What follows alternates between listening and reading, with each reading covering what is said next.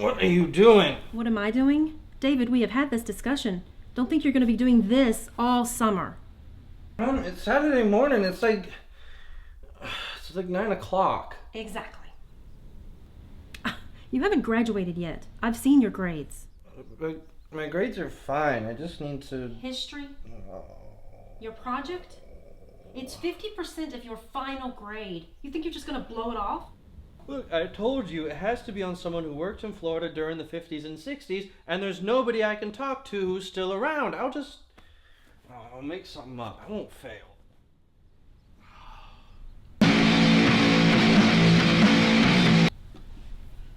Mr. Evans is just a couple of doors down. Are you telling me you haven't even talked to him yet? Nobody talks to him. I'm pretty sure he doesn't talk to anyone else either. Besides, the man hates me. He doesn't hate you. Okay, so you're not his favorite person, but that is your fault. Yeah. I'm going to go make you some breakfast, and then I want you to go straight over there and ask him for help. All right. But if I don't come back alive, will you accept my diploma for me?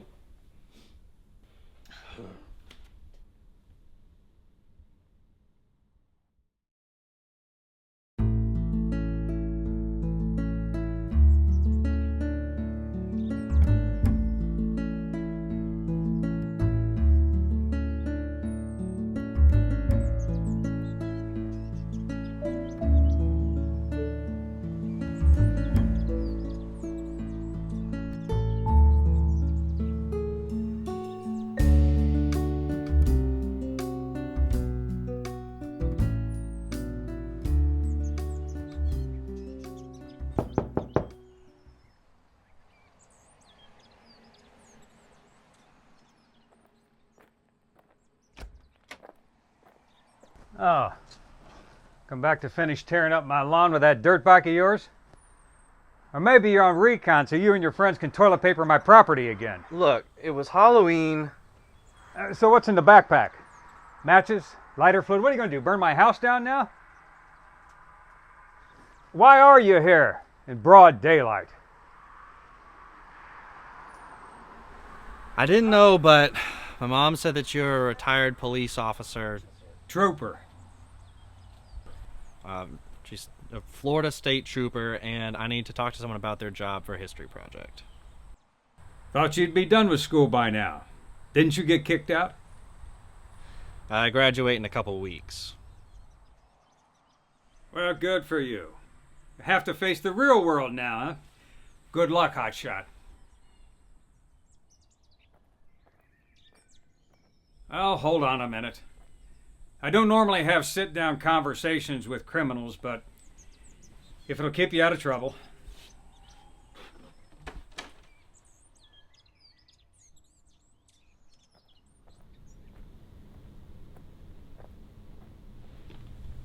Now, don't touch anything. The interior of this house is the only thing you haven't damaged. Look, Mr. Evans, sir, I'm sorry, but some of those things were an accident. There are no accidents, kid. Only intentional acts or negligence. All right, well, I'm sorry. So, what am I supposed to do here? What's your assignment? Well, I just have to ask you some questions.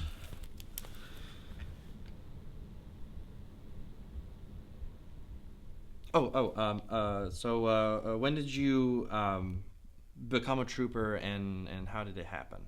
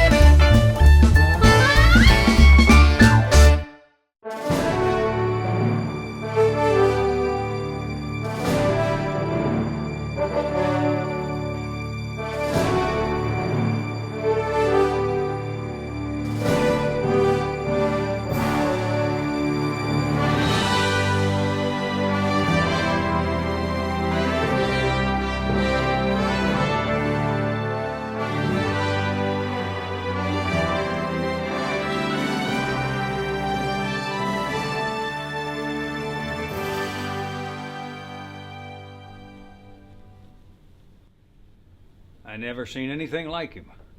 He was much more than just a cop. Why, when he stepped out of that black and tan car with his leather and brass all shiny, why, he looked taller than a building. He had his hat pulled down on his brow, gun strapped to his hip. He looked like Superman to me. So he saved the day for sure. Nearest town was 20 miles away, and he had us off and going in minutes. I was 9 years old, and I knew right then what I wanted to be, and it never changed. Wow, so just from changing your tire? Are you listening to me, kid? Because I don't think you're listening. See, we didn't have any action heroes back then. None of this TV or movie baloney guys shooting up the world. Now, see, he was a hero to me. Not because he was tough and loaded for bear, ready to take down the bad guys, which he was. It was because, more than that, he took the time to help a family on their way, and he did it with a smile. The patrol was just starting up then. It was back in '39. Oh, so when did you become a trooper? 1956. 13th recruit class. Sent right here to the Panhandle. Drove a Ford Custom Line 2-door sedan 6. I still remember its hum. Huh. What'd they pay you back then? A little over $3,000. $3,000 a month? A year, genius. $3,000 a year. Did you say you were going to college?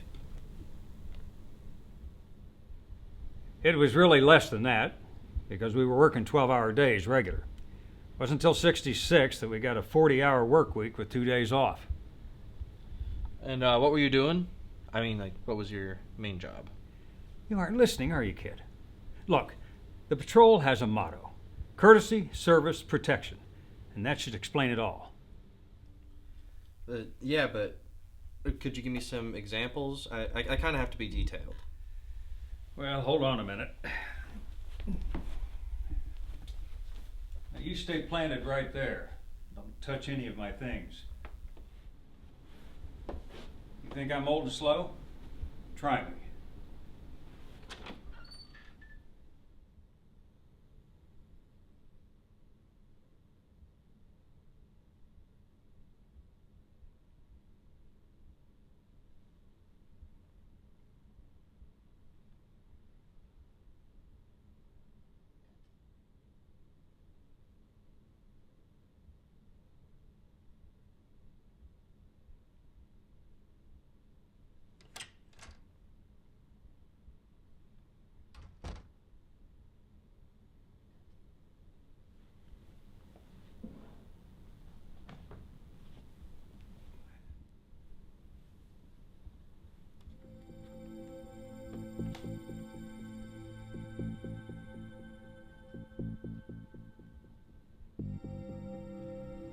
We were enforcing all state laws, from speeding tickets to violent crime. We did it all. Apprehending fugitives with manhunts, roadblocks, or regular patrol traffic stops. Riot, crowd control. 1964, I got sent to St. Augustine. Big civil rights demonstration. And in '72, I was on the riot squad and went to Miami for the Democratic National Convention. We arrested over 1,000 at that service. A friend of mine got his forehead busted wide open. Drug dogs, canine. Worked with a felony team for a little while in drug interdiction. Made a couple of big seizures up on I-10. Yeah, you recognize that, don't you? Of course you do. It's marijuana, 25 pounds of it. Sir, I've never even seen marijuana. Your demeanor screams just the opposite, but anyway. So you ever get in a chase? Of course. You never know who you're going to come across out there. Someone making a stupid decision, or worse, someone that'll do anything not to go to jail. So, you ever shoot anyone? Well, I did what I had to do at the time. Got through it all right, I guess. You see, it doesn't happen like you see on TV. Some of us got real lucky, never had to fire on anyone. Others, they got into it more than once. And then some, they paid the ultimate price. How long did you work? 35 years. Now, some of these guys have ranks on them, like in the military. So what rank were you when you retired? Write this down. Best job in the patrol is trooper. You see, rank is important, and supervisors are needed in every job. But I always felt that I had to be out there doing what I was called to do. That's cool. So, you never left the road? Well, we all had our niche. Traffic, canine, drugs, homicide. Mine was DUI enforcement. Drunk drivers, right? So you would pull them over and find them a way home safe, like get them a cab or something? All right. That's it. I've wasted enough of one day. Oh, wait. Write whatever you want to. You got your own ideas anyway. What did and don't let the door hit you in the rear on the way out.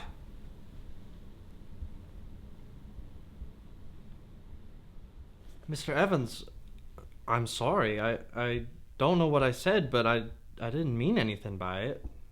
Whatever it was.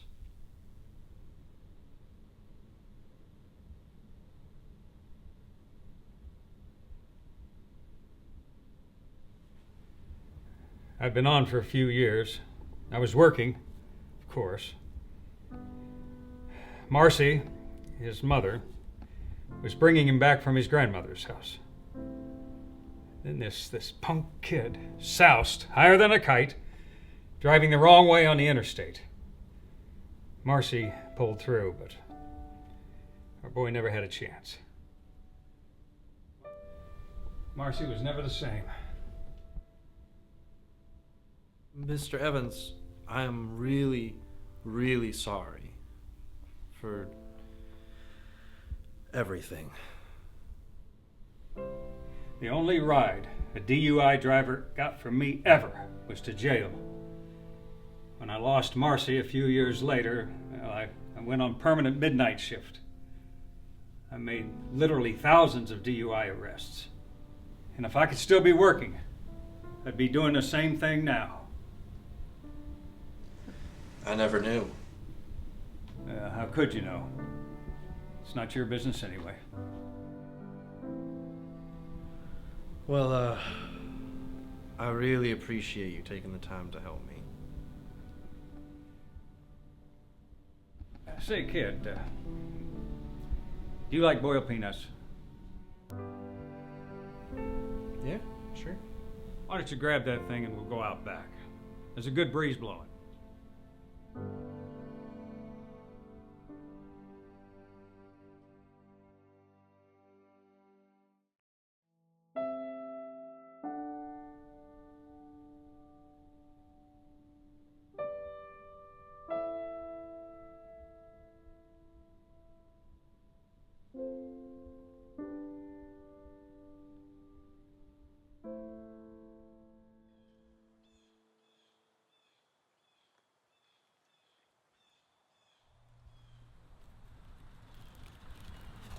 Oh, well, look at that. You do smile. That's Al Lofton. First African American on the patrol. First, what year was that? Well, let's see, that was back in 1966. Al was coming through town, got involved with a hit and run accident. I rolled up to help my zone partner, and well, Al and I got to talking. Must have made quite an impression because he was going to sign up right away. You see, Al, he was a Marine just coming off tour of duty. Oh. When I told him that the troopers were the Marines of law enforcement, he told me that the next time I saw him, he would be in an FHP uniform. And buddy, that is exactly what happened. So, is he retired now too? No, he got sick. He was real young. He's been gone for a number of years. But most of my friends are gone. You see, that's just the way life is. You do the best you can while you're here, and you hope you leave it in a better place than when you started. There's probably even hope for a delinquent like you.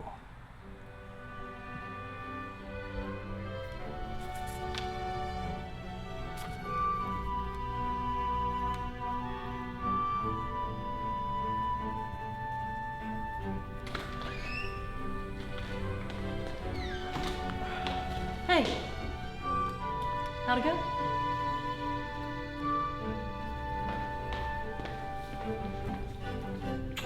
Went great.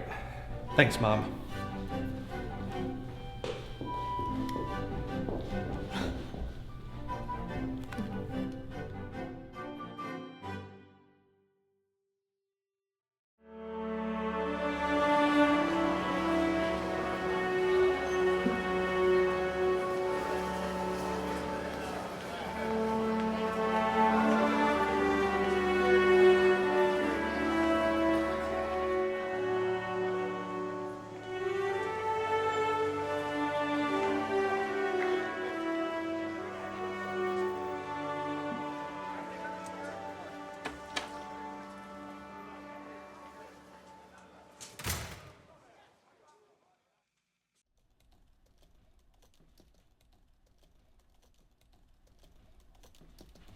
Hey.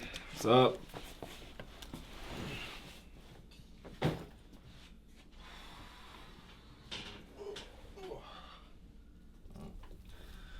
Higher mass should only go so high. Don't worry about it. You're almost out of here anyway. Yeah. Easy to say for those who already have an internship. Hey, that reminds me. Mail? Looks official.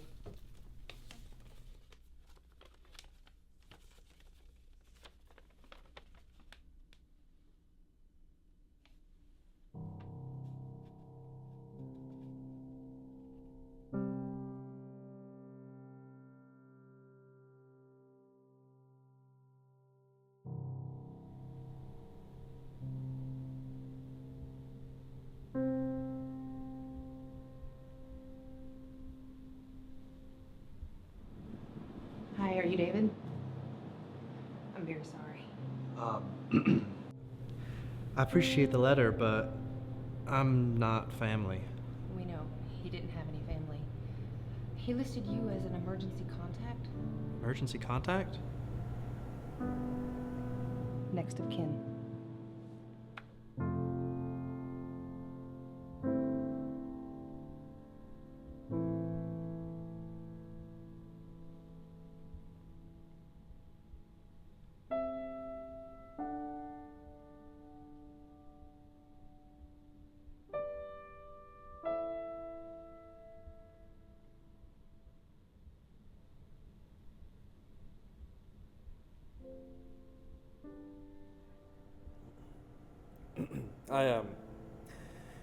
I practically lived next door to Mr. Evans for my entire life. I was convinced he hated me and all my friends. Probably had good reason. He always had this mean look, and he yelled a lot. We were just being kids. Sometimes we messed with him. Sometimes went too far. Just being stupid. I never really knew Mr. Evans.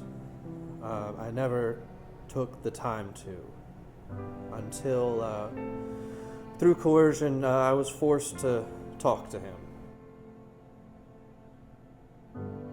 I got to hear his story. I got to learn his history and the history of his job. And just let me say to the state troopers here that he represented you well. He loved his job, and he gave me a great respect for what you guys do every day.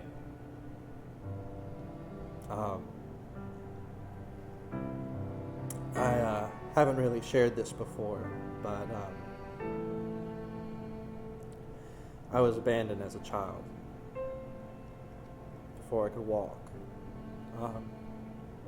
I never let it bother me because I've got an awesome mom, a real mom. But I never had a father. It was only over a summer that I got to know Mr. Evans. And I am so grateful for that time. I made a friend, a good one. And I never got the chance to tell him this.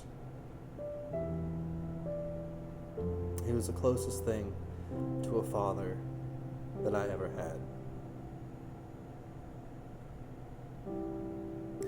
So long, Trooper Evans. I think you're home now.